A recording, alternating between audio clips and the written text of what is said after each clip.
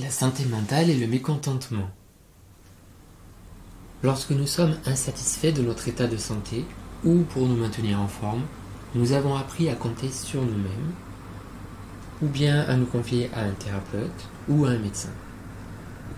Les thérapies auxquelles nous recourons vont utiliser une approche soit corporelle, physiologique, alimentaire, médicale, soit énergétique, soit mentale, recours à des pensées conscientes. Ce chapitre aborde seulement l'approche mentale, en particulier les arrangements avec nos croyances. Nos attitudes peuvent se révéler thérapeutiques. Premier chapitre, est-ce que le mécontentement peut tuer ?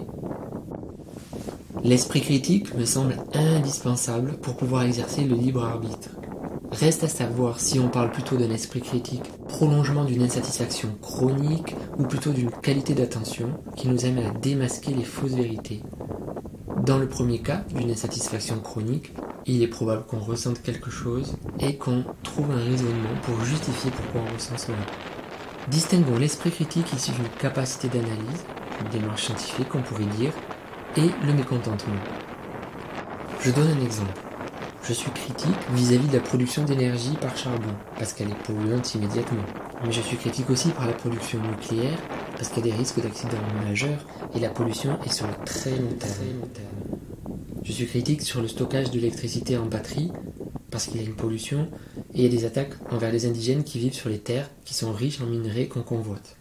Et je suis critique par rapport aux très grandes éoliennes, ou celles qui sont offshore, par rapport à des problèmes environnementaux aussi liés au béton coulé.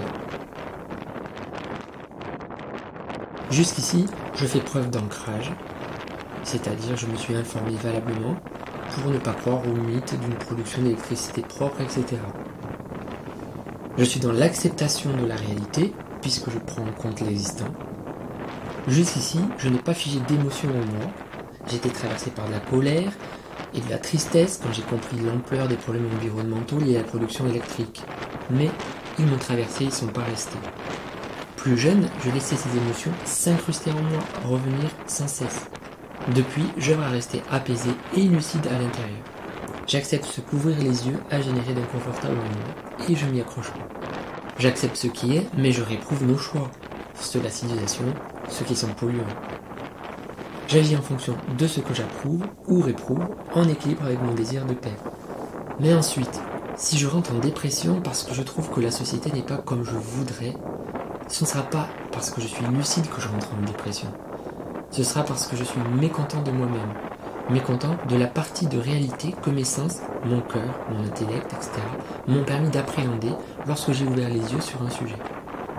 Quand je ne trouve pas la société comme je voudrais, que je la trouve folle, que je sois déçu par les médias qui ne relaient pas les informations réellement utiles à la co-construction de la paix, ou quelle que soit la raison, c'est une opinion, c'est un jugement.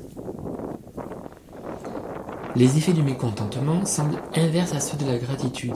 Le mécontentement semble s'apparenter à la même croyance que « je suis déçu de la réalité perçue ».